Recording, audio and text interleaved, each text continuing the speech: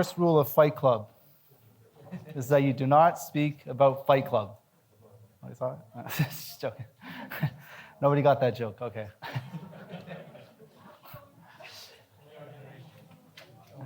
So,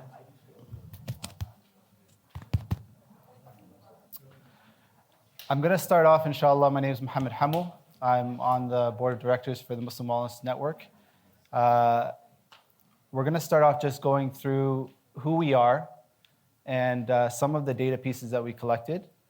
Inshallah, and we'll basically get right into the course that Sheikh Adnan has. We'll take a small break, do some socializing, some networking, and then also get Khalid on his course as well. So,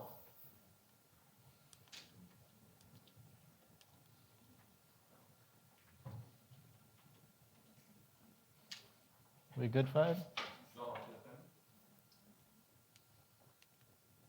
There we go.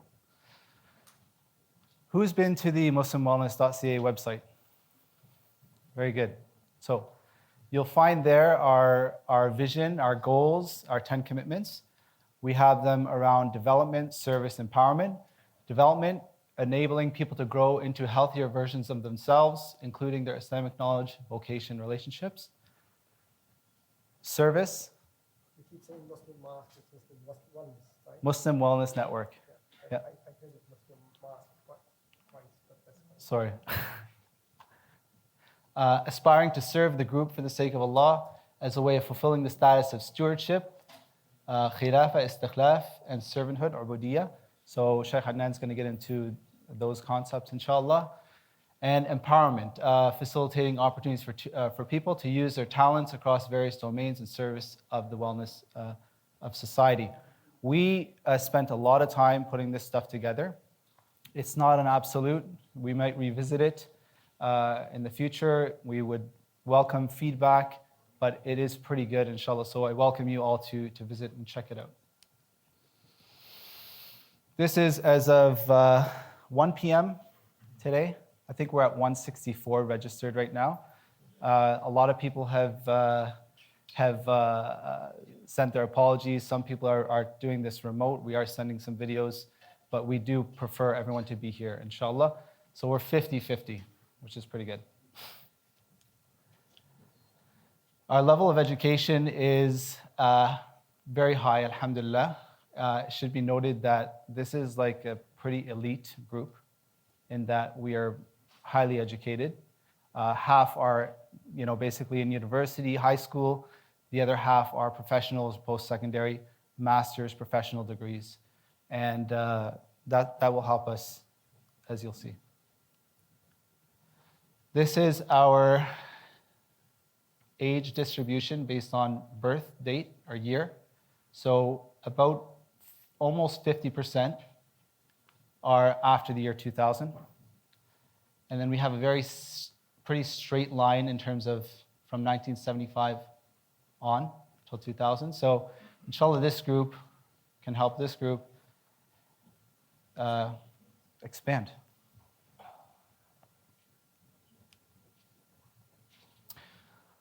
These are basic questions we asked about what we thought you might think about yourself, okay? Leadership, interpersonal skills, technical skills, your strengths, what you believe about yourself. We're going to explore aptitude testing, inshallah, for this group.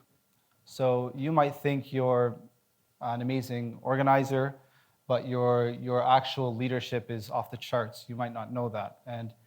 And your leadership style, like everyone is probably a leader in their own way, but what's your leadership style? That's something that if you've been exposed to some aptitude testing or some basic kind of personality testing, they can kind of explore that. So we will do that as a group, inshallah. How many people have tried an aptitude test like that? Great. 10, 15%, good. Last thing I'll share, this is something I took from a staff meeting.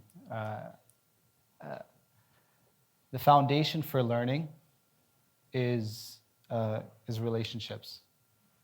And it's kind of like a Maslow's hierarchy of needs approach on learning, but we need good relationships, we need to feel safe, connected, we get regulated, and then we can learn, inshallah. I'll hand over the mic to Shaykh Adnan. Jazakallah khairan for your attention. Maybe every week, every other week, I'll share some pieces that we collect from our forums, from our data, and we'll build on those.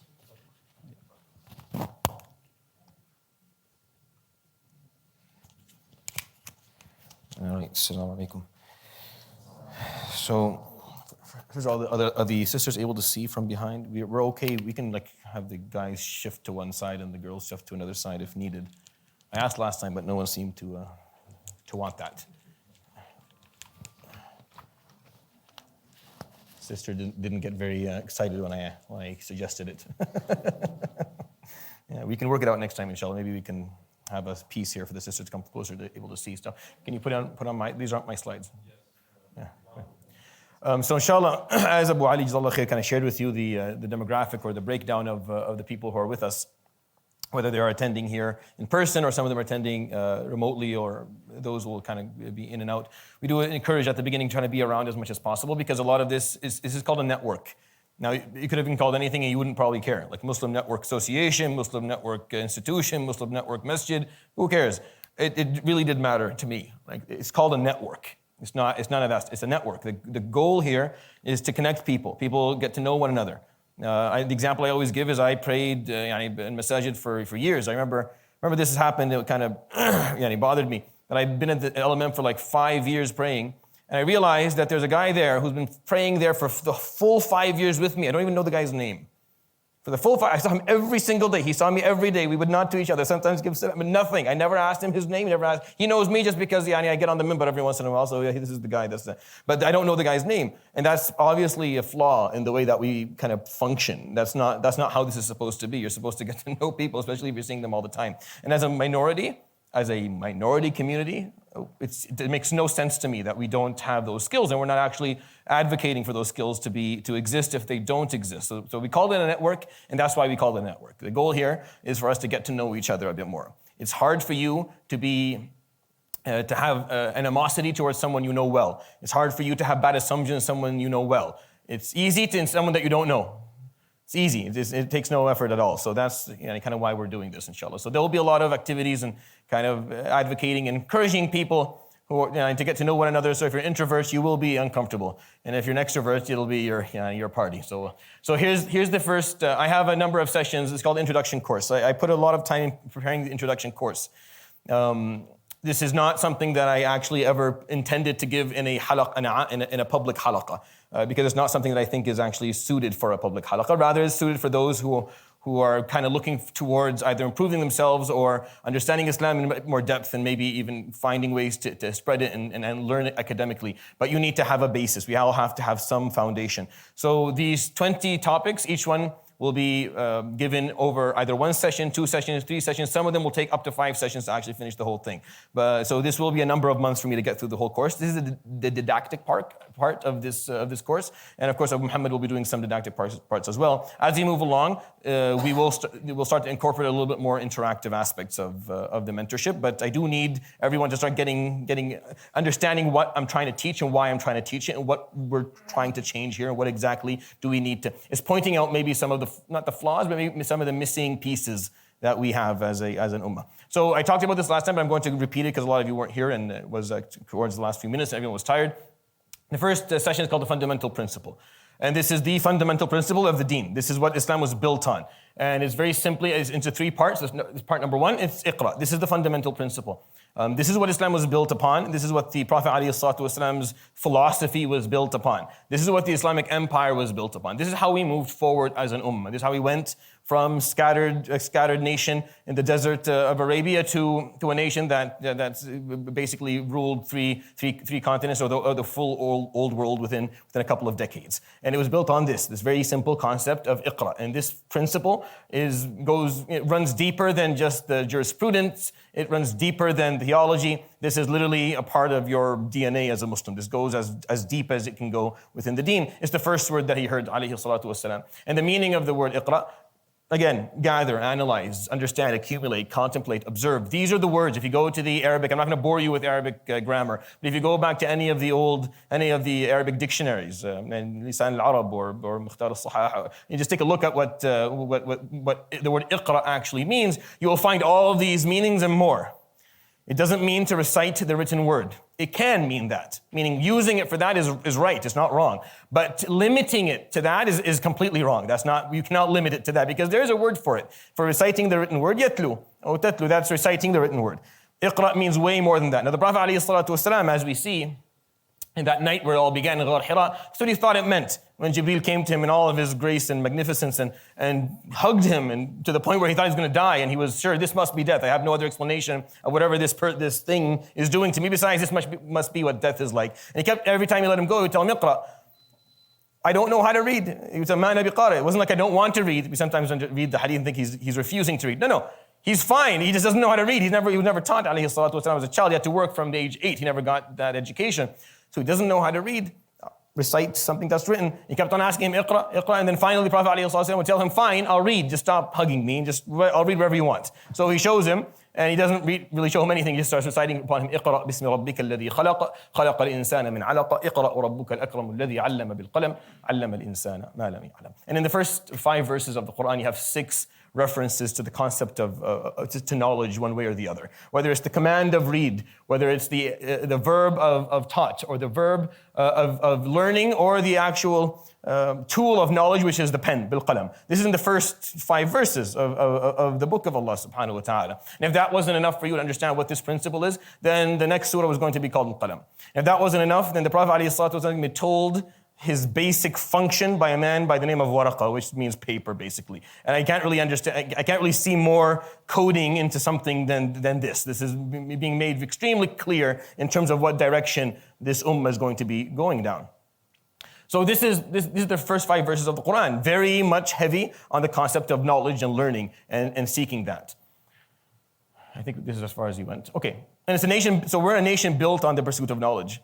I did not too long ago, I did I think a 5-week series after Isha where I would just give a khatira. For 5 weeks straight, what is 5 weeks times? So that's like 35, over a month. Every day after Isha, I would just narrate a hadith to do with knowledge.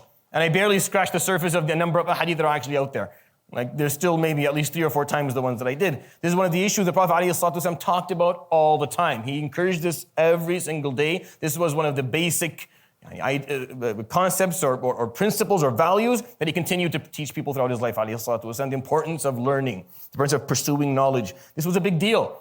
This was a big deal within the society that he was living in, ﷺ. I come from a country where the societies haven't changed that much, especially if you go to the rural part of the world. They haven't changed that much from what they were 1,400 years ago. They're kind of still there. Where knowledge is not that much, is not expected that much. Where kids will leave school after grade 6 or grade 9 and go buy a tractor and work the fields or whatever. Knowledge is not something that is respected, or it's not sought. And the concept in families is not that this is something that we all have to do. And the beauty of talking about this here is that no, we were blessed by Allah subhanahu wa ta'ala, where we are a highly educated community. As Muslims are a minority, most of us are highly educated. The reason you're here probably is because you're highly educated. You were able to, those who are motivated make it across the world, and those who are motivated probably go to school and learn. But we still are missing a few things regarding what this actually means. It's not just the concept of just learning for the sake of learning. There's more to it than that. So what I'm going to talk about is within this first part is compatibility with Islam. And this is something I think is very important. In order for Islam to work for you, you have to have a number of ethics or a number of characteristics or a number of values that allow Islam to actually work for you, for it to do something for you. You have to be compatible, or else we're giving Islam to someone who's going to do with it something probably harmful. And that's why when we ask this question, this is a horrific question. Why is it that we see very often people who are up front praying in the first row, those who are extremely adherent to the rituals of the deen, and then they go ahead and do something that make you take a stand back and wonder, what is this? And this is one of the number one repellent of Islam, is someone who claims to be extremely adherent to the rituals and then goes ahead and does something that is very much against the values of the faith. And this is just the reality of the issue. And actually we're doing this so that we can lessen the occurrences of something like that. But this is a reality. And if you understand, well, why is that the case? Because it can mess with your iman. You totally can. If you're saying that this person is an imam or a leader or someone who's always teaching the deen, and then they go and they do this, everyone can make mistakes, but certain mistakes are a little bit too much. So you start wondering why. Well, the reason is that there's something missing. There was something missing in the basic ethics or the values or characteristics that the person had that made Islam didn't work for them as well. In order for this way of life to work, in order for Islam to actually do something for you, a number of characteristics will be required. And the beauty of it is that you don't have to look far for them. They're in the same surah that was first revealed with that concept of Iqraa, meaning it's in the same verses. So you recite Surah Iqraa at the beginning, Al-Alaq, Iqra bismi rabbik, you know what it means. Just continue the surah to the end, and it points out a number of characteristics, which we'll go over today, inshallah. And these will be kind of the cornerstone of what we're going to be focusing on. So Al-Alaq offers us the answers. So here's the character paradigm. In the Quran, most things are defined by opposites. Meaning the Quran doesn't come and tell you what to be, it comes and tells you what not to be. Because it keeps the opposite open. It's easier that way. Instead of me telling you exactly what to do, I limit you. If I tell you just what not to do, then you have a lot more options in terms of what you can choose from, in terms of characteristics and values. So the Quran usually focuses on the thing that's haram, the red line. Here's the red line, just don't cross these lines, stay away from them. And then you get to define the opposites on your own, or a definition of the opposites can have some degree of flexibility, allowing people to kind of contemplate and reflect upon it themselves. So here's the first verse. كلا إن الإنسان ليطغى أن رآه استغنى إن إلى ربك الرجعى. You have to kind of go up with the. I don't know how we're going to do this, but it's going to be under. Anyways, it's okay. I'll point it out even though they can't see it. So this first verse, indeed, the human being will have within him طغيان. What does طغيان mean in Arabic? It means two things. It's when you mix arrogance and oppression. When you put them together, you have something disgusting that is born called طغيان, where you feel that you're arrogant. And الرآه استغنى. استغنى means you feel that you don't need anyone. And that is arrogance, basically. The arrogance is when you start living your life feeling that you're not in need of anyone around you, that you are beyond, what, Jazakallah khair, perfect. So arrogance and oppression, the first two things. If that exists, off the bat, this is not going to work. Meaning, if someone is arrogant or oppressive, and they go ahead and accept Islam, yes, of course they're Muslim, but it's not going to work for them. We're not going to see the changes, because what we all hope for is to be like the Sahaba. They were living a certain life, they accepted the word of Allah subhanahu wa ta'ala, they accepted what the Prophet ﷺ taught them, and then you saw this transformation of character, this change of values, this change of behavior. You saw them actually live life the way life should be lived, and they're happy about it, and they're productive, and they achieved a lot, and we hope for that to happen to us. But it's not. When it's not, you start wondering, why isn't this happening to me? Am I the problem? That's what people start thinking about. So when we come together and we start talking about it, we're like, well, I have the same problem. Am I the problem? And then we figure out, are we all the problem? Or are we just not understanding exactly what we're supposed to be doing here? Or are there missing links that we have to take some time to properly understand? And that's what I think we need to do. Because either the system doesn't work, hasha lillah, the system does work, or we don't work, which is also incorrect because we do. We all have the same intentions. We want to do the right thing. Then maybe there's just some disconnection between what we want to do and what needs to be done, and we have to kind of bridge that by properly understanding. So the first, it can't be arrogance, can't be oppression. It's not compatible with. Islam is not compatible with closed-mindedness. أَرَأَيْتَ الَّذِي يَنْهَى عَبْدًا إِذَا صَلَّى. When you come, do you see the person who came and told the servant that is performing prostration not to do it? Why? The tafsir, the universal tafsir of this verse is just because it's new.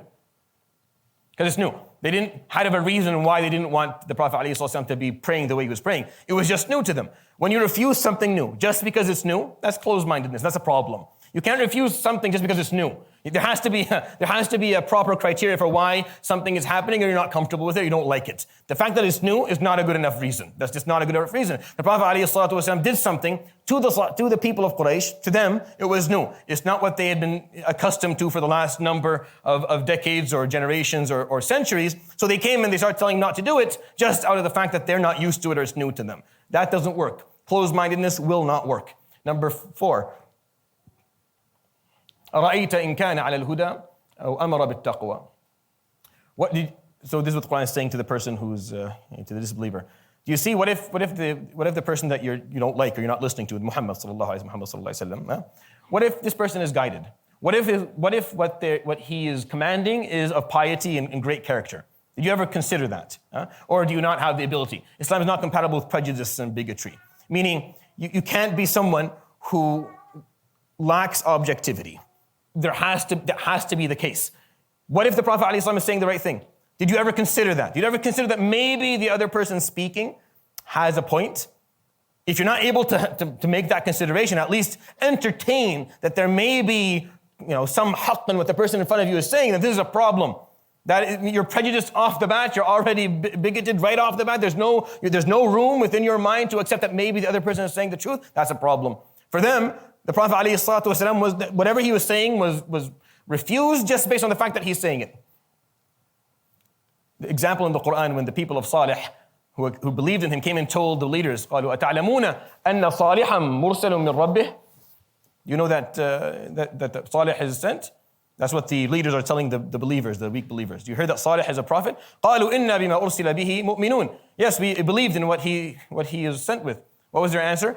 قالوا إنا بالذي آمنتم به كافرون. Then we disbelieve in whatever it is that you believe in because we just don't want to be like you. Meaning there's a refusal of the idea just based on some personal whim. Some issue with an ego that no one necessarily fully knows about. There's something there where an aspect of character that deprives you the ability to be objective and pushes you toward being prejudiced or biased. And then the fifth and final one, Islam is not compatible with refusal of truth. أَرَأَيْتَ إِنْ كَذَّبَ وَتَوَلَّى. Kadhab is a big word in the Quran. It's there everywhere. It's over 100 times. You'll find it in multiple spots all over the Mus'haf.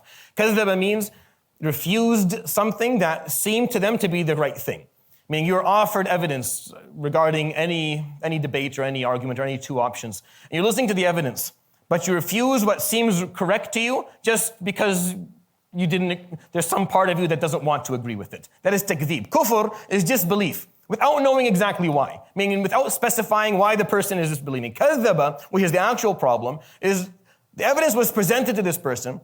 They looked at it, it seemed to be the right thing, but then for some personal reason they said no and they turned their backs to it. And that's a problem. The refusal of truth when it's clear to you, that's a musibah. This is like the worst thing you can do in life. There's nothing worse than it. So these are the 5 characteristics. Arrogance, oppression, closed-mindedness, prejudice, and refusal of truths.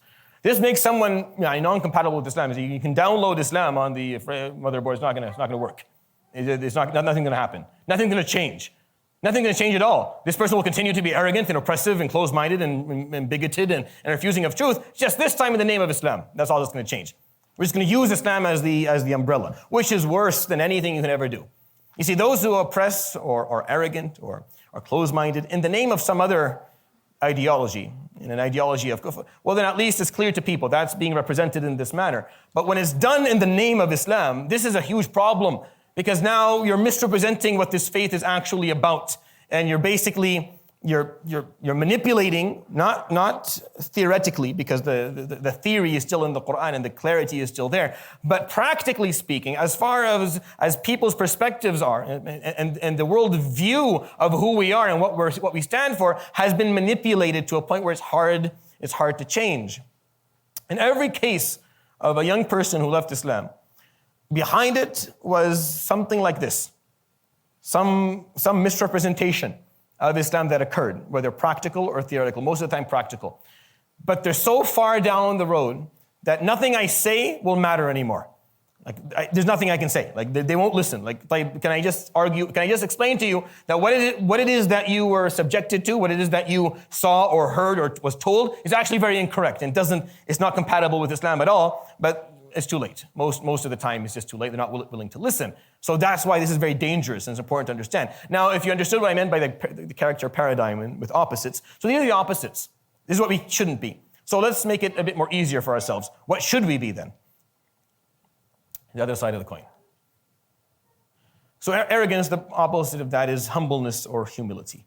Oppression, the opposite of that is compassion. The opposite of closed-mindedness is open-mindedness. The opposite of prejudice is objectivity. The opposite of refusal of truth is unconditional. It's a long word, so I didn't write there. Unconditional acceptance of the truth. We always accept it. These are the 5 characteristics.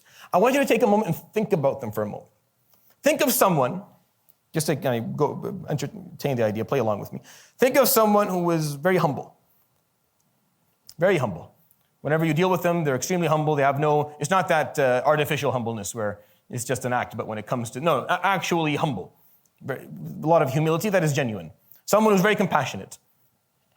Whenever you say something or if you're going through something, they're actually genuinely compassionate about you. Someone who's open-minded, anything that comes, they're open-minded, they'll listen. They'll entertain it, they'll have this conversation. They'll observe it, they'll take a look at it, they'll contemplate. They're not quick to close something down because it doesn't fit whatever it is that they're used to. Someone who is very objective, meaning even if they don't like you, even if they're up against you, they will not mistreat you. They will not be unfair with you. Isn't that what objectivity means? Objectivity only works when you don't like the other party. When you like the other party, you'll probably go beyond objective.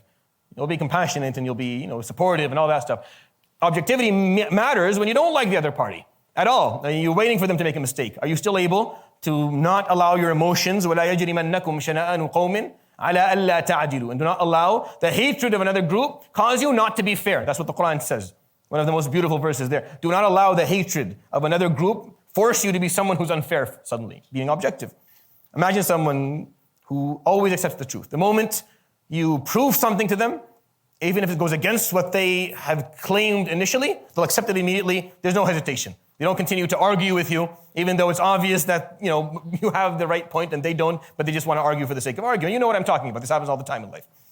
So imagine if someone like that in your life, humble, they're compassionate, they're open-minded, they're very objective towards others, they're not quick to pass judgment, and they accept truth at all costs unconditionally. Isn't that someone you would like to spend time with? Isn't that the best friend you could possibly hope for? Isn't that the Prophet ﷺ? It's exactly the Prophet ﷺ. That is who he was. This is who the Prophet ﷺ was prior to him accepting being called the Prophet. I mean, as a human being, that is who he was. And because he had perfected these characteristics so well, Islam was presented to him first because he's the most compatible amongst all of us to actually receive this. And then continuing is going to be something, meaning when this is spread, when he was looking for people, alayhi salatu wasalam, to spread the message to, he was looking for people who had these characteristics. Now the question that remains, do we have them? Do I? Are they in us? Are you someone who is truly humble? Truly humble. Again, not the artificial garbage where we act like we're humble, but deep inside we feel we're superior. No. Actually, when you say I'm humble, you've already made a mistake. Like you say, if I ask you, are you humble? And you say, yes, I used to do this a long time ago, but I stopped doing it because it used to harm people. I would say, are you humble? You say, yes. That means you're arrogant. And then that would not work anymore because it's not nice. But if I ask you if you're humble and you say yes, then you're basically, because when you say you're humble, what you're saying is, you see, I'm actually up here, but I'm humble. I bring myself down here, but I'm actually way up here above everyone else, and that doesn't work. Humbleness isn't the idea that I bring myself down. Humbleness is the realization that I have no advantage over anyone else in this world. It's a realization of the truth. That's all humbleness is. It's just you realize I'm not that special. I'm just like everyone else. I was just dealt, if I'm doing well, I'm just dealt a better hand. And that's an increased responsibility. That's increased punishment if I don't do the right thing with it. That's all it is. So humbleness is just a realization of the truth. That's all it is. It's not it's not where you go and you artificially try and spend time with people who you believe to be beneath you. The moment you believe they're beneath you, you're already arrogant. You lost the battle has been lost already. And Shaitan is very good at that. He's like, no, be humble. Go spend time with people who don't have, no. That's because he wants you to continue to be arrogant. Humbleness is a realization where I have no advantage over anyone. If anything, I don't know your sin. I know mine. I know mine real well. I have no reason to assume that you have more sin than I do. So I'm actually stuck with the realization that I'm probably the most sinful person here. I have no reason under the sun to dare think I'm better than anyone. And if I do, then Allah subhanahu wa ta'ala, I don't know what he'll do with me. And that's a realization of truth. That's just a realization of the truth of the matter, reality. That's all it is. Compassion, we don't even need to talk about compassion, but genuine compassion. Compassion that actually means you care about someone, not because they can take you somewhere. Caring about people who can offer you nothing, that's compassion. Who have nothing to offer you. Meaning someone who, when you are kind to them, they will not increase your status, they will not improve your reputation, they cannot help you in the future. No one that knows them will be happy that you treat them that way and then that'll circle around and come back to you. No, treating someone who in your mind will never be able to benefit you in any way. And that's how your true colors show, and that's where compassion actually matters. And that's who he was, alayhi salatu wasalam. All the people he was kind to before Islam, we don't know any of them. Because most of them it was just a moment thing. He helped them and then they're on their way. He never saw them again. It was just out of true, genuine compassion. Open-mindedness. Are we actually open-minded as Muslims? Or are we the kings of being closed-minded? And this is a problem we have in our ummah.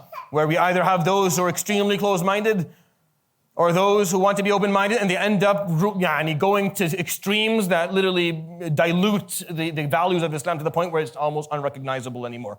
But the concept of open-mindedness was a part of who he was, alayhi salatu wasalam. Objectivity, just being able to continuously look at things objectively, whether you agree with them or not, whether you like them or not, whether you like the person or not, just being able to look at things objectively. It's easy when it doesn't affect you, but try to do it when it affects you. Meaning when you're somehow involved in the conversation or the argument, are you still able to be objective? And the acceptance of truth. And this has to be a part of who we are. We all have to improve on this, that balance, that scale that we have up all the time between the haqq and all of our personal needs. Haqq always has to be heavier than everything else. So these are the 5 characteristics that as right now sitting here today, we have to memorize them and then think about them and then measure yourself to them. And the reason being, here they are, because this is an important hadith you probably all heard before. We can understand what it meant when he said عليه الصلاة والسلام تجدون الناس معادن خيارهم في الجاهلية خيارهم في الإسلام إذا فقهوا أو فقهوا. What does this mean? He says عليه الصلاة والسلام, you will find people to have different innate qualities. The best of you in the days of ignorance will be the best of you in the days of Islam, provided they learn the deen properly. The Prophet عليه الصلاة والسلام was asked about people and their qualities and who was going to be the best of Muslims. So he said very clearly, the best of Muslims are going to be those who were the best during those times. Why? Because they had these qualities. Having these 5 characteristics is going to take you far, whether you're a Muslim or not. It's going to take you far. But if you have them, and then you bring Islam to that person, you bring Islam to someone who's humble by nature, someone who has chosen to be compassionate, someone who's open-minded, objective, and accepts the truth, then this person will soar with the deen. This will take them very far. They will be similar to the Prophet ﷺ. So this is where we have to kind of think. And Islam itself will teach you a lot of values. Like Islam itself will teach values. Certain values just have to be there. Certain values, you just have to make a choice. You have to this is who I want to be. Because regardless of whether you believe in something or not, these values have to be a part of your build, of your psychological build, and what you are kind of, how you define yourself. Defining yourself, and this is something you talk to psychologists about. Do you define yourself as someone who's compassionate or not? This is a huge question in life. Are you someone who's, do you care about what's happening to others? Or is it just, I need to get ahead, and everything else doesn't matter? Nothing matters, it's just me. That's a decision that, of course, Islam is going to teach you to be that, but that has to be there. Or if you accept Islam, these 5 things have to be the first things that you change in order for it to actually work for you. All right, that's part 1. And we'll kind of summarize at the end, inshallah. Part 2. This is a verse in Surah Fatir that I think most of you have heard before. إِنَّمَا يَخْشَى اللَّهَ مِنْ عِبَادِهِ الْعُلَمَاءِ. Exclusively, those who truly revere God, those who truly revere Allah subhanahu, revere God, are al-ulama. It's the only time that this word ever exists in the Quran. Ever. There are other words that exist. Right? There's other words besides, there's ahl al-dhikr, there's rasikhuna fil ilm. There's a lot of words that exist to actually describe scholars. But this one here, ulama, only exists in this verse here, which is very specific. So he's saying exclusively, those who revere Allah are the ones who are ulama. Scholars or scientists, whatever you want. So what does that mean?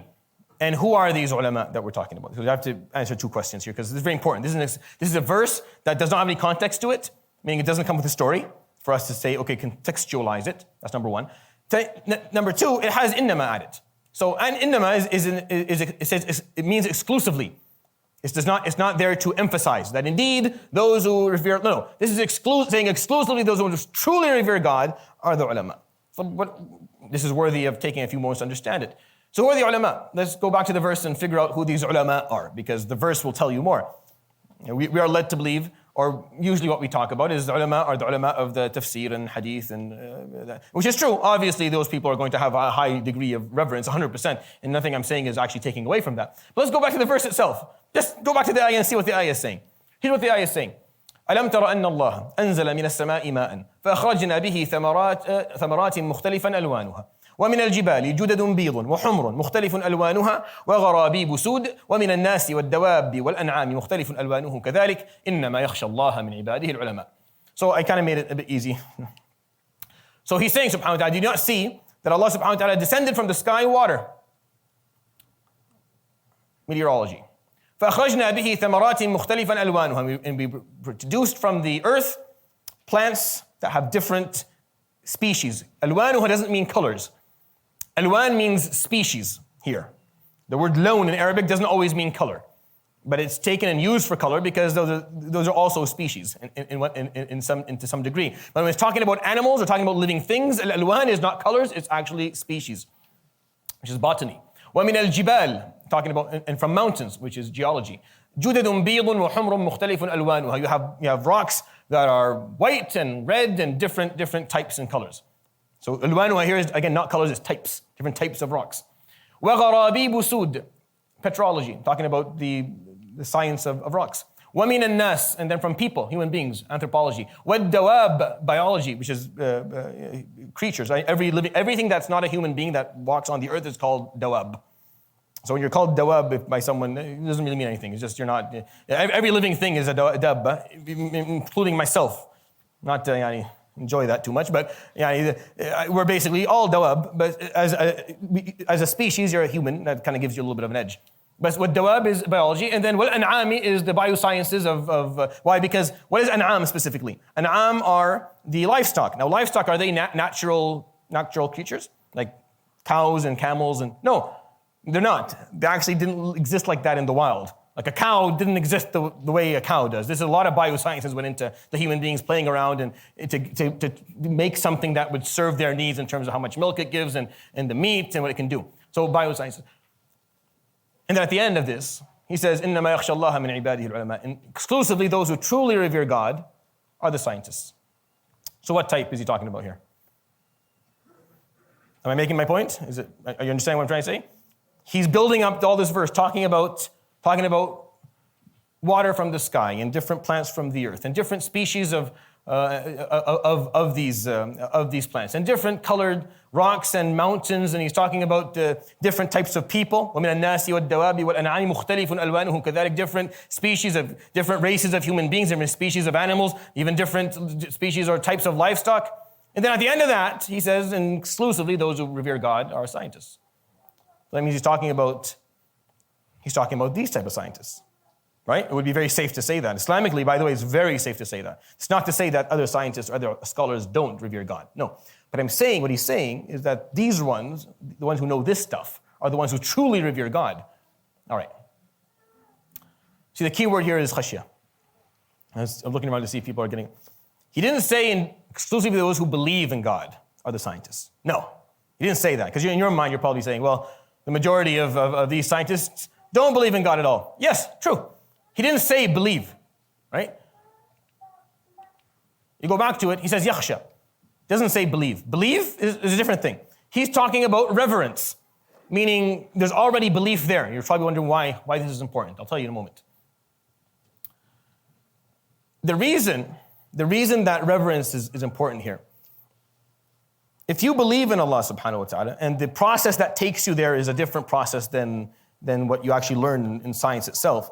If you believe in Allah subhanahu wa ta'ala, your level of reverence, and reverence is basically respect with a certain degree of fear of punishment, with a certain degree of love. Altogether, that's what khashya actually means. That's what reverence means. But it has respect in it. Exists for those who actually understand how he did what he did. If for me, my understanding of how Allah subhanahu wa ta'ala created the universe is very simple, meaning he said kun, fayakun, and he said be, and it is. That's my level, my degree of appreciation of what he expected, of what he actually did.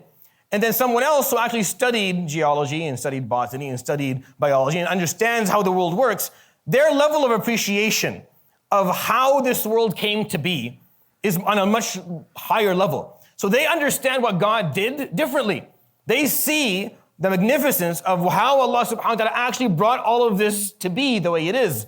That's a different level of appreciation. So if you truly are a true scientist who believes in Allah subhanahu wa ta'ala, the more they study the world, the more they study history, and the more they study how life actually functions on earth, their degree of appreciation of the intricacy of how Allah subhanahu wa ta'ala made it all the way it is unbelievable. It's on a different level completely because they're able to see what he did, subhanahu wa ta'ala. To understand how the cell actually works. If you take a cell and you look at it and you stare at this kingdom that is functioning on its own, it has the systems that exist inside and how delicate it all is. And all it takes is for you to take one amino acid out and a person will turn out not able to walk straight or think straighter.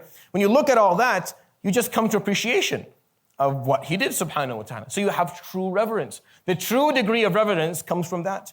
Meaning you can always have khashya, but the full degree of it, for you to fully revere Allah subhanahu wa ta'ala, is you have to understand what he did. You have to understand what he made. You have to take time and study it and look at it. He left it out there for you, just go take a look. And the more you study, the more reverence you'll have in your heart. Doesn't mean that belief is a step that happens before that. Belief is different. Belief is, we'll talk about that inshallah in a later session. How do you actually come to that point and what can hold you back? But for someone who's a mu'min, and this is for you, because you're already a Muslim, you're already a believer in Allah subhanahu wa ta'ala. Do you want to have true reverence? Then this is what you need to do. You need to truly understand how the world works. And when you truly understand how the world works, then you'll have a full appreciation of what Allah subhanahu wa ta'ala actually did and left for you. And that's what happened. This is the Islamic golden age. When we look at the Islamic golden age, when you actually take it, and you can go to Wikipedia, just go to Wikipedia and just have it defined for you, just for the sake of it, just for the fun of it. And you look at the fact that this is the only time historically where a religious state promoted science. Historically, you're not going to find another example of a religious state, a state that was based on a faith, on a religion. Meaning it functioned, it wasn't a secular system or secular government. It was a religious government that actually promoted science, meaning it encouraged people to become scientists. All the great scholars of Islam, when you look at these, whether it's Ibn Sina or Ibn Rushd or Al-Bayruni, or when you look at these names, these are people who existed in the golden age of Islam. They were able to achieve what they achieved scientifically under the encouragement of the Khilafah itself. You know that one of the funniest things you'll find out, well, I'll talk about this in a couple of sessions. The first person to speak of evolution were Muslims, two Muslim groups. The first people to ever talk about it, to ever even contemplate the fact that all life comes from life. Like life is connected. Because the medieval understanding of life is just zapping human, zapping a zebra, zapping a giraffe. Everything is just coming from its own. The first group of people to actually say, no, it looks to us that life is connected were Muslims during these eras. And no one had a problem with that theologically, because it was a faith. It was a faith that was promoting science, actually pushing people to learn more and more. It kills me when someone comes to me as a Muslim to tell me that I don't want to study this or I don't want to study that, or they're backing out of a discipline of science and their reason is faith. You're backing out of science because of faith? This is like one of the biggest paradoxes that I've ever heard of. If you understand Islam, it's impossible. It's impossible for that to be the case. It's impossible. That can't be the case. Because Islam would never, ever encourage you to leave a discipline of science, ever. If anything, learn as much as possible. Become the most knowledgeable person within that discipline, if humanly possible for you. Ignorance is always negative. There is no place in the deen or in the Quran where ignorance is a good thing. Ignorance of anything. There's no example where ignorance of something is encouraged at all. فَلَا تَكُونَنَّ مِنَ الْجَاهِلِينَ وَأَعْرِضْ عَنِ. Don't be of the ignorant. وَأَعْرِضْ عَنِ الْجَاهِلِينَ. Don't spend time with the ignorant. The preceding times of Islam were called Jahiliyyah, the time of ignorance. This is the name that it was given. Out of all the names, you could have called it the time of shirk. Would make more sense because Tawheed came and got rid of it. No, it wasn't called the time of shirk. It was called the time of Jahiliyyah, the time of ignorance, where people didn't know what they were doing. Where there was lack of science, lack of knowledge, lack of understanding, lack of comprehension. من أشراط الساعة رفع العلم وثبوت الجهل. The first step towards Yawm al-Qiyamah is knowledge is removed and ignorance spreads among people. That's how you know Yawm al-Qiyamah is on its way. As long as there is knowledge, we're good. We're pushing Yawm al-Qiyamah as far as possible. The moment we don't have knowledge, the moment science and knowledge is no longer something cared about, we lose. All right, part 3.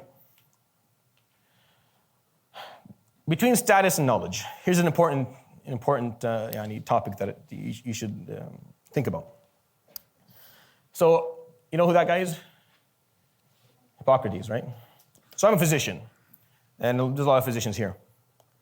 What is the percentage of things that Hippocrates said within medicine that is true? What do you think? How many concepts? Medical concepts, like talking about how the body works and how disease occurs and how we treat disease. How many concepts, medical concepts, did Hippocrates talk about that still stand today? Very few. Very few. Like very few. Besides his oath, I have nothing else to go for. Everything he said was wrong. You see that statue? It exists almost at every medical campus. There will be an auditorium in every medical building with his name on it. He will continue to be the father of medicine until Yawm al-Qiyamah, all you talked about. Why? Because there's a difference between status and knowledge. His status is always there because he's the pioneer. He started all of this. His knowledge, on the other hand, here's the point I need you to understand. The critique of intellectual legacy does not mean status discreditation. It's big words, very important for us to kind of nail down as Muslims because we haven't done a very good job at this. Critique of intellectual legacy does not mean that we're discrediting the status of that person. And if we can understand that, we will be much happier as Muslims in general, around the world and in our own societies and wherever we go. We are obligated to do the first. It is a musibah to do the second. We are obligated to critique all intellectual legacy, meaning everything, whatever your intellectual product is, whatever you came up, it has to be peer-reviewed, or else it's worthless, right? Isn't that how like false information spreads? If some person says, they said in the studies that this is the percent. What? Which studies? The studies. Yeah, I know, but which ones? You know, the ones the universities do. Yeah, which ones? I don't know, the ones they did in the 90s. Yeah, exactly when? What do you mean? Show me a peer-reviewed study. Show me what you're talking about. Let me actually read the literature, make sure that what you're saying is correct. But false information is just basically saying things that you have no way to verify whether what's being said is correct or not. It's your job to verify information as a Muslim. If you understood the first two parts, if you understood that your legacy is Iqraa, your fundamental principle, the way your pursuit of knowledge is who you are, and the characteristics that come with that as Muslims, the Quran tells you need to go and learn. You need to understand everything. You need to understand how the world works so that you can revere God. You want to revere Allah subhanahu wa ta'ala? Yes, I want to be someone who reveres Allah. Then understand how the world works. But I thought I should learn, yes, you should learn hadith and fiqh and tafsir, and of course we're going to do that. And you can't ever say that I didn't mean that because that's all I do. So you can't come and tell me, oh, you're bringing down the status of what? I've been teaching tafsir since I was like 16 years old. I continue to give a halaqah. I've been doing it for 15 years. Every single week I give a halaqah of tafsir or hadith. So no one can come and tell me that you don't respect these. No, we respect those knowledges 100%. Those disciplines are extremely important. But listen to the Quran and what it's saying.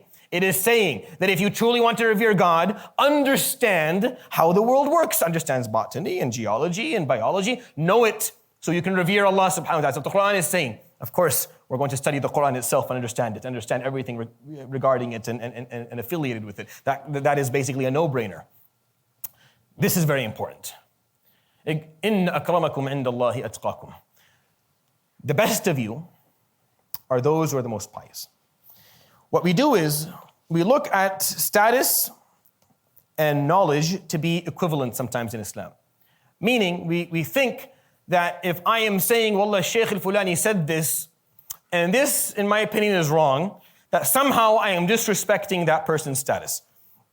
And I'm saying somehow that I am better than that person because that person was wrong. And that is not the case. Al-Karama, meaning status, is measured solely by taqwa, by piety and closeness and mindfulness of God.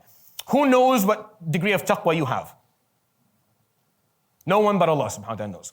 No one has access to that information but God. So no one knows who's better than, like as we sit here, we're trying to, level up. Let's kind of size up and see who's better. There's no way to do it. There's no objective measure. Like there's no tool that I can use to actually say, okay, this is the best one, this is second, and this is the worst person. Only one who can do that is Allah subhanahu wa ta'ala. So unless Allah subhanahu wa ta'ala, throws the roof off and starts telling us, you're good, and you're second, and you're third, and you're first, and you're the last person, we have no way to know. So there's no point of having these discussions. So there's no way for you to ever say this person is less than someone else. That's very important. So when we talk about someone's knowledge, we're not talking about their status. We can't talk about their status. We have no access to that. It's possible. It's not something that we can ever bring up. It's a musibah for even to think that way. Examples. When they talk about, for example, these are examples of scholars, when they talk about Ibn Taymiyyah, for example, you'll hear people who will take that name and bash it. Based on what?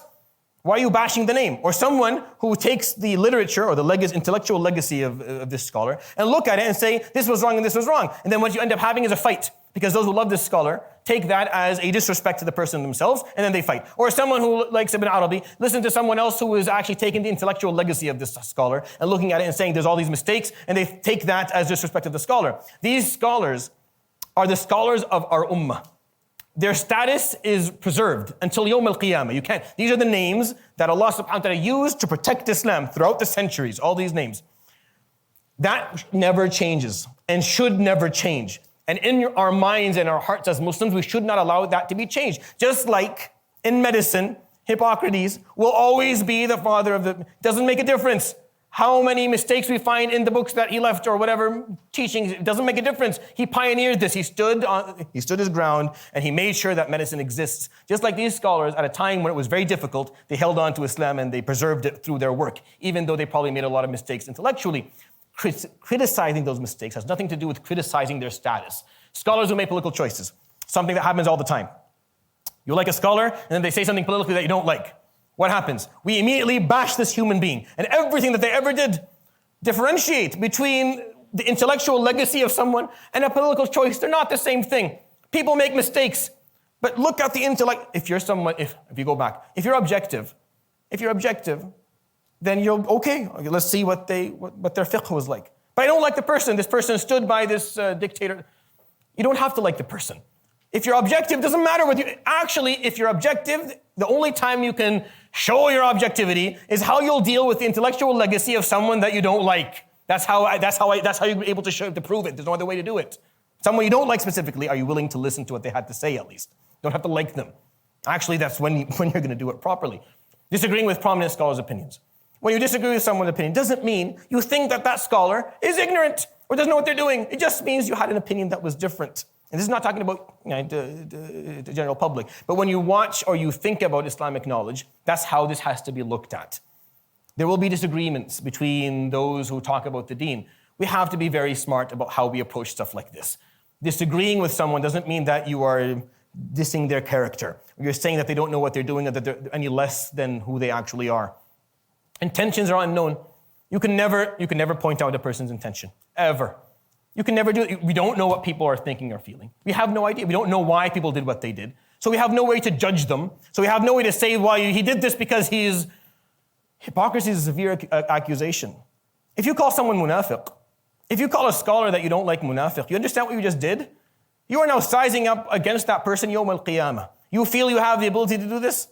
And you feel that you're equipped to stand in front of God and tell him you knew what was inside this person's heart? Nifaq is something very, very hidden. It's on the inside. Only Allah subhanahu wa ta'ala knows if you're actually there. To disagree with what they said is fine. Let's say a scholar goes ahead and says something that you think is completely unacceptable, and you go study it and you look at it and you're convinced it was wrong. Then stand up and say that was wrong. I think that was wrong, and here's why I think it's wrong. To bash the person is a different thing.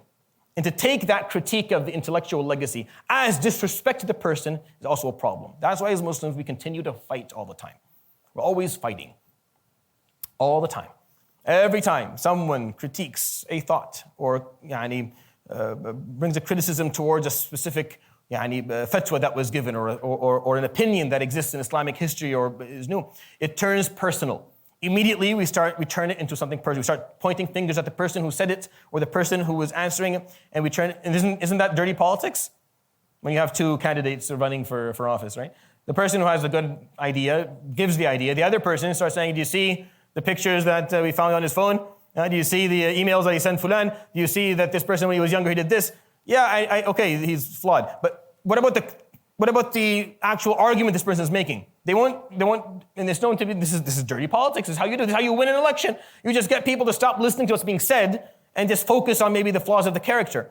And Islamically, this is like the worst thing you can do. You shouldn't be doing that. As Muslims, we differentiate between status. All of the scholars of Islam, all of the Sahaba within the history of Islam, have a status that we can never reach. I can never be like them. Ever.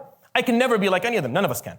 Because we weren't there Yawm Badr, or Uhud, or Khandaq. We didn't stand there. We didn't stand with him, alayhi salatu wasalam. We weren't amongst the early Muslims who preserved the deen and wrote the Quran with their own hands and preserved it for one generation. We weren't there. So nothing we can do will ever make up for that. So they'll always be ahead of us. That doesn't mean everything they said was correct. It doesn't mean that we are bound by every single thought until Yawm ad-Din. It means that we have to hold on to their status and the respect that we have for them and have the ability to look at their intellectual legacy and deal with it in an appropriate manner and actually be able to debate and agree and disagree and process the evidence that we are getting. The moment we refuse, I'll give you one more example. One more example. If we refuse to grow, if the knowledge that I have is less than the knowledge that the Prophet ﷺ, not the Prophet ﷺ, the people under him, the people who came after the Prophet ﷺ, exactly the same amount of knowledge that the people that came after him ﷺ had, meaning I wasn't able to improve it all. Basically, I've failed them. I failed the legacy of my ancestors. Meaning they came, they brought knowledge, and they spread it. And then we were supposed to increase our knowledge, but we didn't. Because if knowledge is not increasing, then it's decreasing. And if it's decreasing, then we're headed towards the end. And basically, we are setting ourselves up for Yawm al-Qiyamah and failure. The concept is that we have to continuously increase in our knowledge. We have to. This is our obligation. Imagine if we didn't do this in medicine. The same example. Or in finances, or in engineering, or whatever it is. If we're stuck to the teachings of that first teacher, I just know whatever Hippocrates says, that's the right thing. No, because he was the pioneer, he was the father, he knows everything. Then, no, of course we're going to build on it. And of course we're going to critique his legacy. And of course we're going to say, well, that wasn't accurate, so we move on. Doesn't mean we disrespect the person. The Prophet ﷺ was the ultimate example of knowledge. He brought it all. He taught us what to do. And then he spread his knowledge to the Sahaba and the people come after him. They took it, each one took it to the degree that they were able to take it. And they took as much as possible, and then they handed it down. And then they handed it down. And when it comes to us, we have to do the same thing. But we have to be able to take all of this knowledge that's coming to us and go through it. And take from it what we actually need and what's intellectually appropriate, and leave what isn't so they can move on to the next step. If we continue to treat or holify or sanctify every single piece of knowledge that came from the past, we're going to be stuck for a very long time. This is a double-edged sword. What I'm saying is a double-edged sword. People can misuse this to the point where they get rid of every culture, every legacy, everything that was ever taught in the past, and disrespect everything every scholar ever said in the past, which is not what we're trying to do at all. Or on the other extreme, where you are bound and limited until the day of judgment by the opinions that existed 800, 900 years ago, because we refuse to grow, because we refuse to learn. Which is why, if knowledge is a Muslim's currency, if you understood what Iqraa means, you understood the characteristics that came with that, the objectivity and the open-mindedness, the humbleness, the compassion and acceptance of truth, then you will continue to pursue knowledge all your life. You will gather it, you will process it properly, and you'll use it for a better good, for the greater good for everyone. You'll move forward with it, which is what we're supposed to be trying to do. This is an example I give all the time. Which would have been more convincing? If someone walked through this door right now, claimed he was, forget that you're Muslim for a moment, claimed to be a prophet. You're not, you say we're not Muslim. Someone claimed to be a prophet. The first one was like, Mr. Manhattan. Walked in and started, flipping people around, and it was disintegrating you, putting you back in there, sending you to space and back again, just kind of playing around with matter. Or some guy walked in with a book. Pretty much a no-brainer for most of us. Of course, it's going to be the guy over there. So it's more convincing if this person could claim prophecy. What I need you to do is think of what the Prophet ﷺ did. The Prophet ﷺ's faith is the faith that spread probably the quickest and the farthest within the history of faiths, and even to this day. He came with a book. He didn't have the asa of Musa. He didn't have the stick of Musa. He didn't have the sovereignty of Sulaiman. He didn't have the miracles of Jesus. He didn't come with any of this stuff. He came with a book. And yet there are 2 billion Muslims on earth today. Yet the empire that he left, ﷺ, was the only one that actually advocated for science and scientists to grow. There's a lot about the Islamic golden age we don't understand. There's a lot. I want you to go home today and watch, it's called The Significance of X, the origin. It's a TED Talk, and it talks about the origin of X. It talks about why X is the unknown. Just look it up, it's why X is the unknown, right? It's a 5-6 minute talk, not a Muslim person talking about it. Listen to it, and you understand why I think it's important. He, ﷺ, came with a book, and yet he went farther than anyone could have. And the Prophet, and what the Quran says, look what the Quran says here. ولو أن قرآنا سيرت به الجبال أو قطعت به الأرض أو كلم به الموتى. And had we sent to you a Quran where we could have moved mountains with, meaning instead of the book having the words that you have inside of it that we read, it's going to be a book that you can actually move mountains with, or destroy the earth with, or actually resurrect dead people so you can speak to them, then the Quran that you have right now would have been better than it. Had we sent you a Quran that could do these things, can perform these physical miracles for you, the one that you have is better. Because the one that you have allows you to learn and educate yourself. And when you learn and educate yourself and move forward, you're able to do those same things. Have we not, as human beings, moved the mountains? And have we not just dug into the earth? And have we not brought life to those who are dying? We have. We've just done it differently. Instead of the Quran doing it just for a number of people during a specific time, like the Asa of Musa alayhi salam, only a certain group saw it. Here's a book that will allow you to be the miracle. Instead of here's a miracle that's going to blow your mind. No, here's a miracle that will allow your mind to grow instead of being blown away, and grow to the point where you become the miracle. And this is the point of why Islam is the way it is. It's built on knowledge, because knowledge will take you as far. What? You want a miracle? Learn, and you will see miracles. Isn't that he said at the beginning, Iqraa wa rabbuka al-akram. Read, and your Lord is the most generous. You'll see what you never imagined was even possible. If you just learn, if you just make sure that you walk the path of pursuing knowledge. I'll end with this hadith. He says, sallallahu alayhi wa sallam, من سلك طريقا يلتمس فيه علما سهل الله له به طريقا إلى الجنة. Those who walk a path of pursuing knowledge, lifelong learners all their lives, Allah subhanahu wa ta'ala will ease for them the path to Jannah. They'll walk this path in dunya, and He'll continue the path for them right to Jannah when they pass away. وإن الملائكة لتضع أجنحتها لطالب العلم رضا بما يصنع.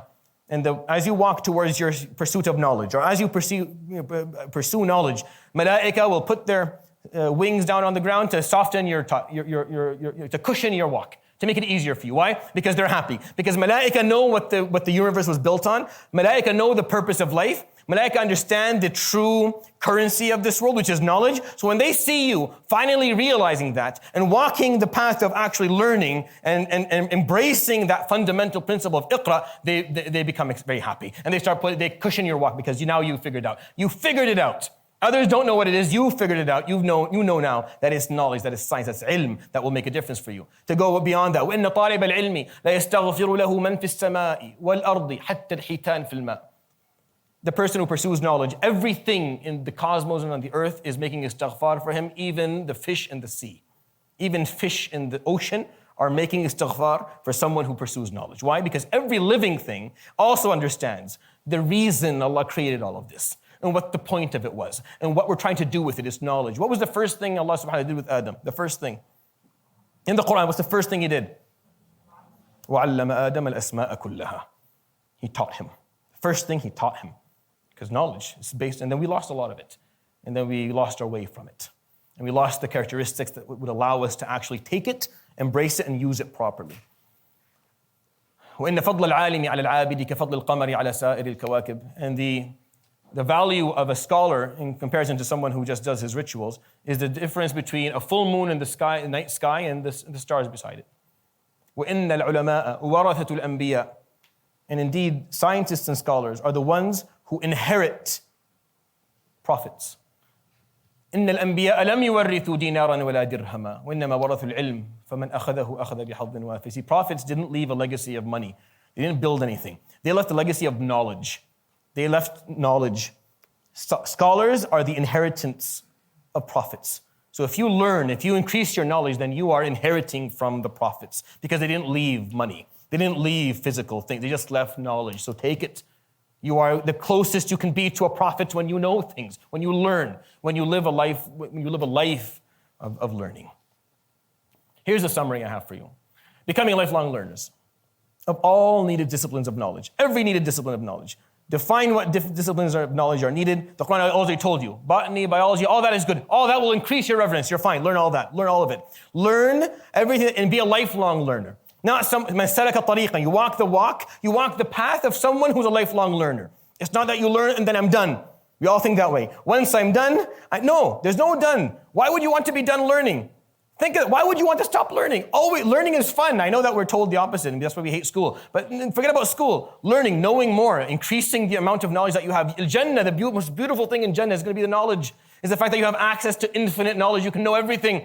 You can ask every question. Nothing is unknown to you anymore. If you want to know it, you can know it. That's way more valuable than the food and the drink and the other pleasures. This is much more valuable and important. We have to all be, if you're a Muslim, you're a lifelong learner, period. That's what defines you. And if you're not, then you haven't understood the concept of Iqra properly. Adhering to the compatibility ethics, that's what I call them, the compatibility ethics. These 5, humbleness, compassion, open-mindedness, objectivity, acceptance of truths.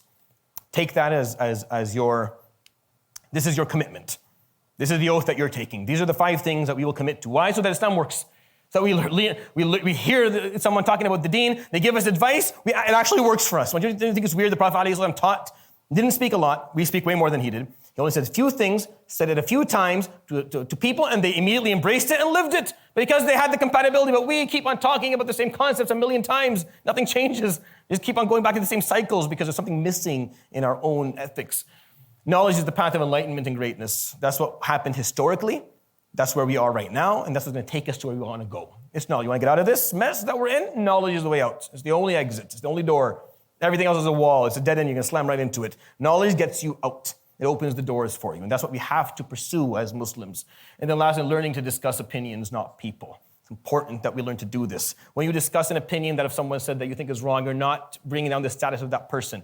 You make a point of saying, sometimes you have to do that. You make a point, I'm not disrespecting this person, this scholar, this madhab, this way of thought, I'm just trying to talk about the opinion. I think there made a mistake. We all make mistakes. We all have intellectual legacy that needs to be critiqued and then repaired and corrected.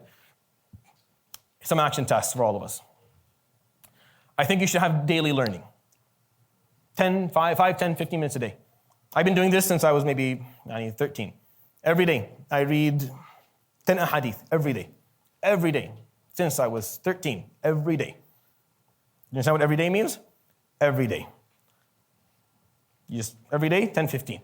I've read the same collections of ahadith like multiple times. Just every day. It takes me 7, 8 minutes. I go through them, and then I find one that really sticks with me, and I love it, and I make a note of it. And whether on, I have like all these notebooks that no one can understand what's written on them. But that's what I used to do every day, every single day. Just make sure every day you have 10, 15 minutes where you learn something. You listen to a lecture, you read a book, you do something for yourself. It doesn't have to only be Islam, by the way, but that is how you commit to something. Just take a small amount of time, something that won't ruin your day, where you're standing in the bus, or you're sitting waiting in line for something, or just 10, 15 minutes, read something, learn, increase your amount of knowledge so you understand, so you have things to contemplate and reflect upon. Weekly knowledge circles. Everyone should have a weekly knowledge circle. Whether it's here or some other masjid, it doesn't matter. Make sure you have at least one weekly knowledge circle. And then you start all these things, you start 10, 15, then you build. I don't do 10, 15 anymore. That was 20 years ago. If I'm still doing the same, that means I probably stopped doing it. No, you start building. You start going up. You start spending every couple of minutes that you have extra reading something, and you start reading hours a day, and that becomes much more valuable to you. Iqraa doesn't read. We're one of the, wallah musibah, I don't understand it. Weekly knowledge circle. Make sure you have a weekly knowledge circle. And then building towards true knowledge seeking, where we actually transform from just learning a couple of minutes a day, half an hour, a week, once a week, twice a week, to actually seeking proper Islamic knowledge and learning, because we can't afford not to know anymore. Especially this group. Abu Ali used a word I never like using, but I think this is the group that end up coming here is a group that is elite in the eyes of God, meaning Allah subhanahu wa ta'ala chose you to be here. That's what I look at it, not elite in any other form. But you have the capacity to learn. Not everyone does. Not everyone actually has the capacity to learn things because they weren't educated from young ages, and now it's too hard to actually make that transition for a lot of people, but you don't. You have the ability, you have the time, and you have the willingness. We just have to organize it and get it done. And that, inshallah, one of the things that we'll be running here, bid'Allah ta'ala. You'll hear more as we move along, initiatives in terms of actual knowledge seeking. But this is the plan. Commit to daily and weekly learning. Increase your commitment slowly. Start 5 minutes, then add it 6, 7, 10. And then after a while, you find yourself for half an hour, you're just sitting there reading about something that you would never imagine you had the capacity or the patience to ever read about. But you just started slowly and just held on to it moving forward. That is what I have for you today. This is what I want you to do. We're going to offer, what we're going to do, we're going to put in the group, because you're all in the group. If you're not in the group, just talk to Abu Ali before you leave, make sure that you're a part of the group. We'll put in like a forum where you can go in and you can explain to us, and I'll take a look at it, and what you're going to be doing for the 5 minutes is just to make sure you commit to it, just so that you actually put in the time. What are you going to do 5 minutes every day? What is your weekly circle that you're going to attend? And what is your goal for becoming a true knowledge seeker? And share that with me. And then we'll, inshallah, talk about it, bidnillah ta'ala. That's the first session of the introduction course. I'll end with that, inshallah. I'll give you 10 minutes. You can turn on the lights, take 10 minutes and go to the bathroom or get something to drink. Not all of you go to the bathroom, obviously, there's only 3 of them. But go and get something to drink and eat, and maybe Abu Muhammad will take on from here, inshallah. Jazakallah khair. No, don't need to. Assalamu alaikum. Actually, we are going to take a break, but a bit differently. If you do need to use the washroom, feel free to do so. If you don't, I'd like everybody to get up and stretch. And yes, people are like, no, don't make us do this. Yes, we're going to do this. So, okay, I didn't say talk. I said stand up.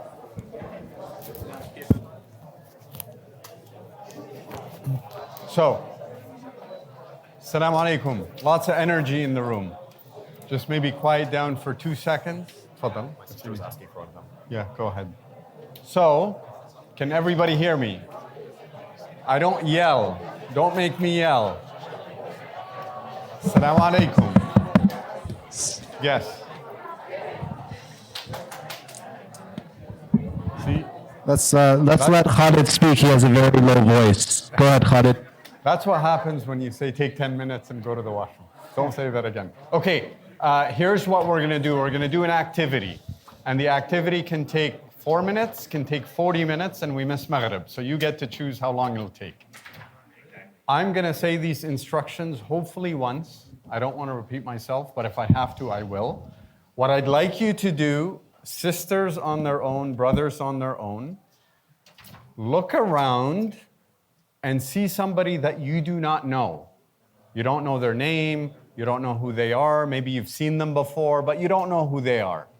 And I want you to pair in pairs, 2 people together, go and seek that person. And do that quickly, because those people are gonna run out soon, and then everybody else, it'll be a person you know. So find somebody you don't know and stand beside them. Quickly, go. Quick. Go, go, go, go, go.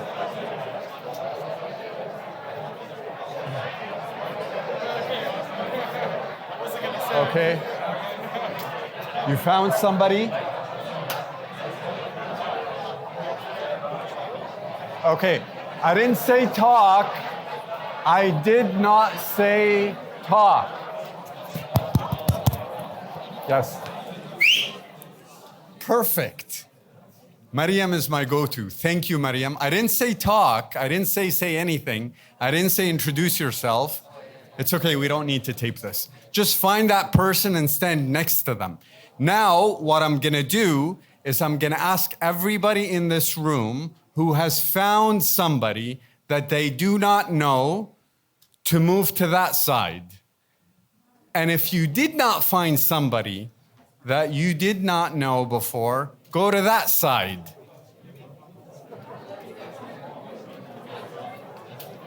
So, do you guys know each other? So move to that side.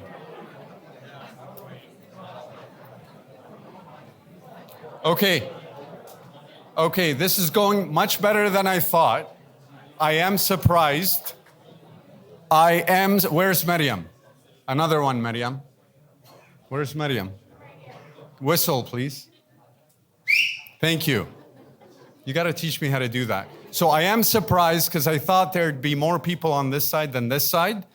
So everybody here, except Sheikh Adnan, who knows everybody, you are beside somebody that you don't know. So you're going to take 2 minutes each, so that's 4 minutes in total, and you're going to do 2 things. One, you're going to tell them something about yourself. Hi, my name is Assalamu alaikum, my name is Khalid, I am married, I have children, blah, blah, blah. You do that for 1 minute. And then for 1 other minute, you say something that maybe most people around here don't know about you to that person. So first minute, you tell them your generic kind of pleasantries and a bit about yourself. Second minute, You tell them something special. It doesn't have to be earth-shattering, but something special, as in, did you know that I actually teach people how to swim, for example? And they say, oh, really? Tell me more about that. So that's 2 minutes for one person and 2 minutes for the other person. So I'm going to time it. You've got 4 minutes. Go. Yeah, you can go wherever you want.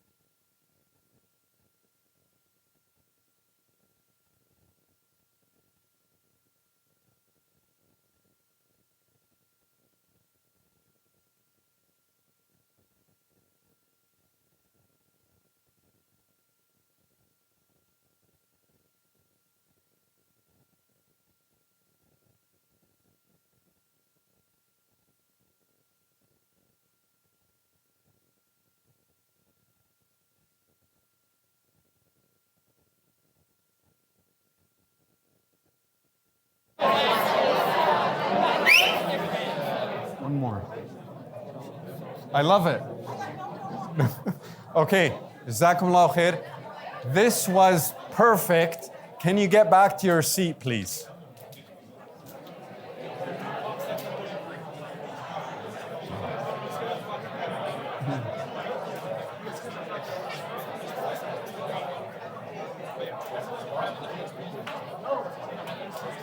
Okay, you can have a seat.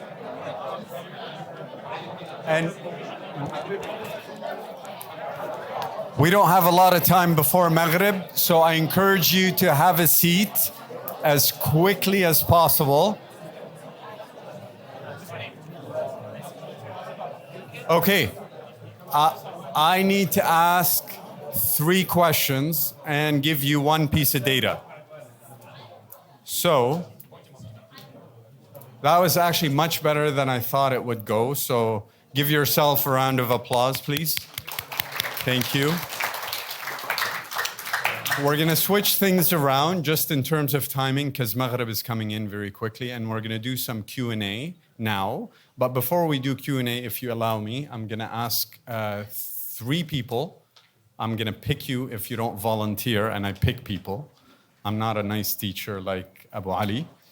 I want somebody to put their hand up and introduce the person that they were paired up with. Their name and something you learned about them. Yes, sir. Can you introduce yourself first? Give your name. Assalamu alaikum. My name is Yazan Bakir, and the person I met, his name is Abdullah. His interesting fact is that he's like really tall. I didn't know that. Okay. Yeah. Excellent. Yeah. Excellent. Thank you very much, Yazan. And I saw a hand up here. Yes? Sorry, can we get her the mic? Somebody, where's Fayed? Fayed is not doing his job.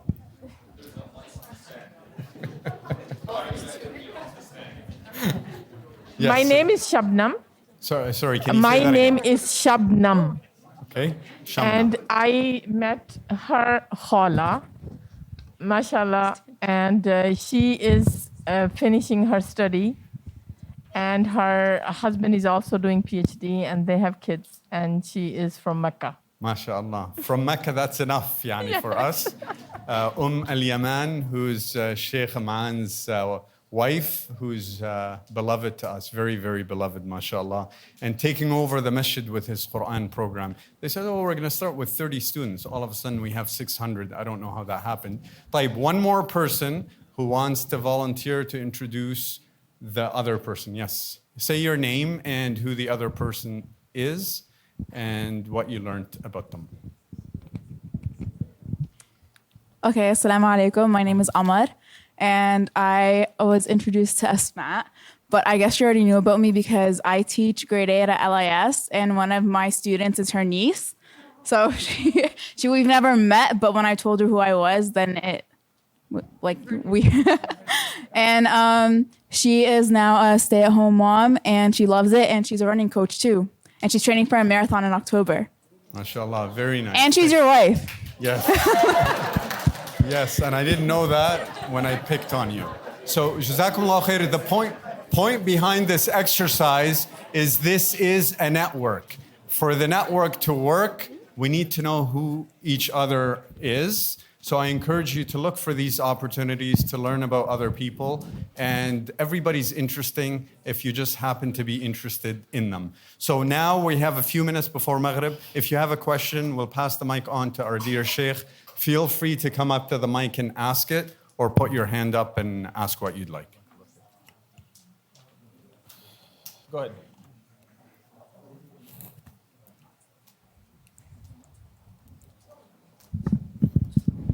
SubhanAllah, Yazan, you gave me PTSD back to grade 5.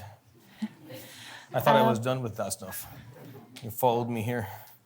Are we going to have any activities outside of the center? Yes, of course. Yeah. Okay. So this will grow with time. You want to stand with me? I got to know, this is the guy I got to know today, mashallah. You can stand right here beside me if you like. You want to hold this? You can hold it. Here, hold it for me. Just don't drop it. All right? So everything will, with time, this program is going to grow. It's going to change, meaning you're going to find more and more things attached to it. For example, this first session today was about knowledge. I talked about it. Inshallah, you comprehended what I was trying to explain. Listen to it again in case you didn't. I'll talk about it probably one more time. And then we'll start running stuff. Like the more program, I'll start asking you, are you doing Quran? For example, you learning Quran? If not, well then get yourself into a Quran program somewhere. Start learning Quran. Make sure that you're learning. You don't have to memorize the whole thing, but make sure you're learning something. You can't go through life and not have some Quranic aspirations of actually learning it. Even if you do like an ayah a day. Yeah, I mean, 12 years, that'll be like a couple of juz that you'll have that you didn't have before. Same thing for Islamic sciences and knowledge will run stuff. So you'll see the results or the manifestations of these sessions start to grow within the center and outside of it.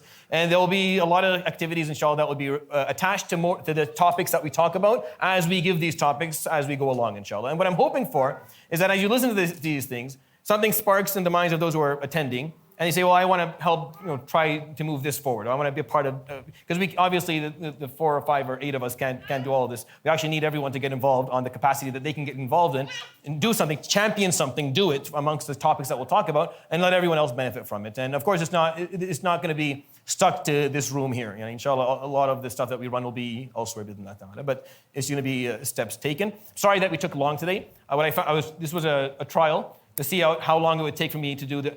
In my mind, the session I gave today was going to be a one-day session, so like 50 minutes or 45 minutes. But I had to try to see if it was going to run that way. It didn't. So what's going to happen is the sessions that I was planning for one setting, I'm going to divide it into 2 settings, just so that we don't waste. I don't want to talk to you for more than 45 minutes at a time, but I have to figure out how that's going to work for the topics, and I don't want to be caught off right in the middle. But inshallah, next time won't be as long. Bid'illah ta'ala, the talk that I give. Yes. Very short question. What is a knowledge circle? So a halaqa. I didn't write the word halaqa. I just wrote knowledge circle. There's nothing else. Yeah. Every week you would sit with a group. Yeah, wherever it is, or just the halaqat that are run, for example, on the weekend here, or the halaqat that are run like at the Mac Westmount or at the LMM or at any of the centers where there's a scholar or a teacher sitting there and teaching something that you will commit to it. If you have access, if you're lucky, you have access to somebody who's doing something a little bit more closed, where you have more, have more one-on-one with them. Which is what mentorship does. Hopefully, inshallah, we start to kind of actually allow people to get more access to others who can learn from, and that's even better. But make sure that you are committing to at least one. And if you are capable, you increase. You do 2, you do 3. The more you do, obviously, this is going to benefit you.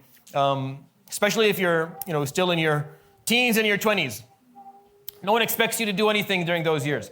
I don't need you to give back. I need you to learn and build yourself. When you're 30, I'll come and visit you and see what you've done and whether you're ready to give back. If you haven't given back, I won't be very merciful with you. Like if you're 30, you have nothing to give, and you've been listening to this for like 10 years and you haven't done anything with it, that's a problem. It's your right to build yourself until that age. And if you didn't have the opportunity and you're going to start after 30 or after 40 or after 50, you're owed 5-6 years to build yourself. And it's our obligation to provide for you whatever it is you need to build yourself. But then, after that time, you should be able to start giving back and actually helping others and guiding them and mentoring them moving forward, which is kind of the concept that we're trying to build in terms of helping one another, inshallah. Yes? Your third action task here, building towards true knowledge seeking, Yeah. as opposed to... So there's casual knowledge seeking, where you just come in, you sit, you listen, and you leave. Talib ilm is where you actually are systematically moving forward. You're learning the different disciplines of Islamic knowledge. You're learning, for example, theology, and you're learning fiqh, and you're learning Arabic, and you're learning tafsir, and you're learning hadith, and you're learning history. Like you're actually building your ability to understand how Islam works systematically by actually attending things that have some degree of, or some form of evaluation at the end of it, so that you can actually teach it or talk about it later, which is what everyone should be aspiring to achieve at some point, which is just properly seeking knowledge. Everyone should. This group should have no exceptions to it. Everyone should be building towards that. And then, those who aren't here, obviously, our job is once we do this, inshallah, together for a number of years, we can disperse and start actually helping others who aren't doing it and to start doing it, or at least get them involved. Go ahead.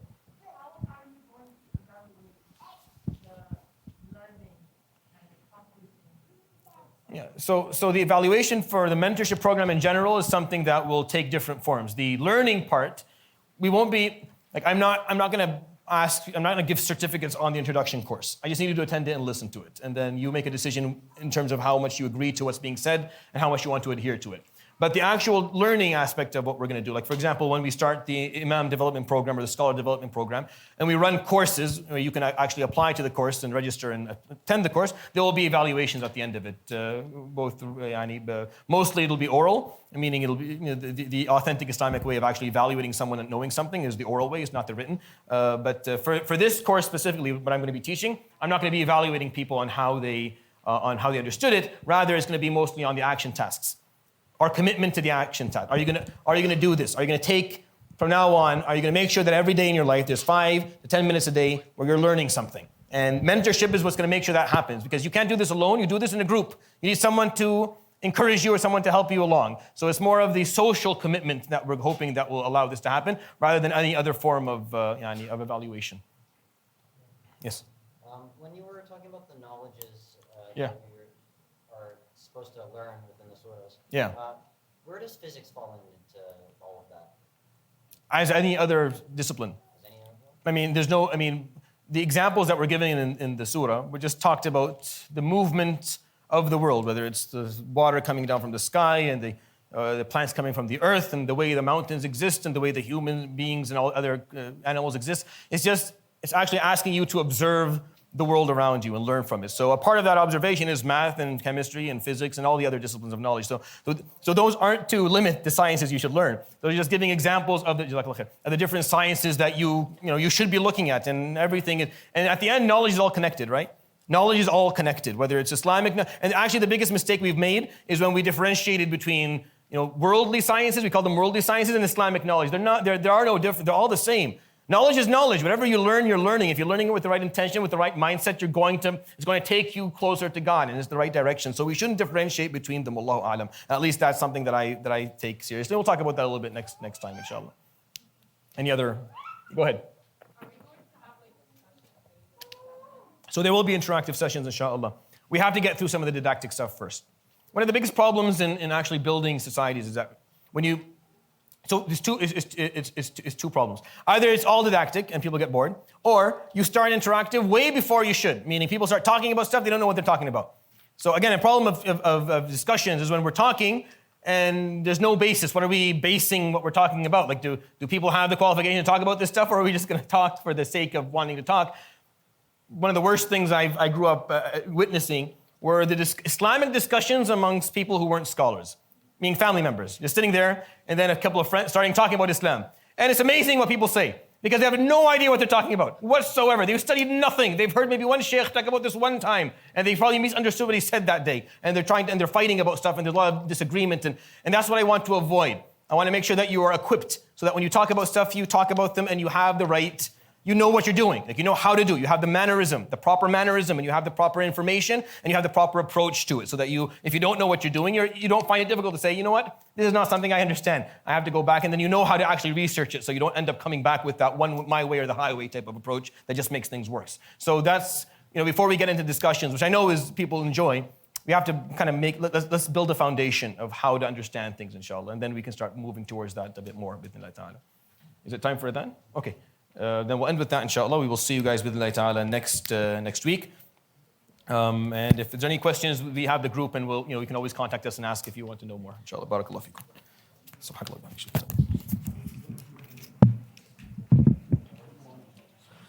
Allahu Akbar. Allahu Akbar. Allah.